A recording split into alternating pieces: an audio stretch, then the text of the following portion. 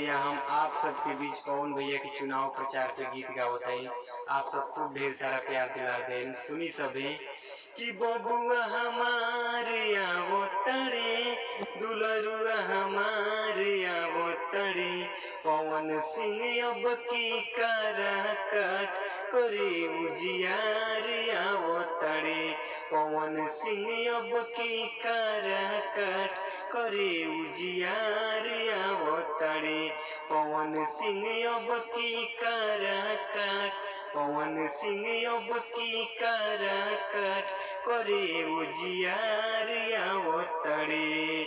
ओहे मोर बबुआ तो अचरा ओढ़ाए, दे के आशीष अब की सांसद बनाए।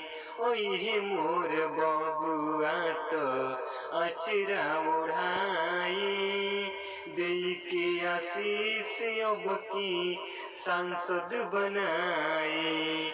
कि बन के बहार आवो तड़े, सुगनवा हमार आवो तड़े, पवन सिंह अब की कराकट करे उजियार आवो तड़े, पवन सिंह अब की कराकट करे उजियार आवो तड़े।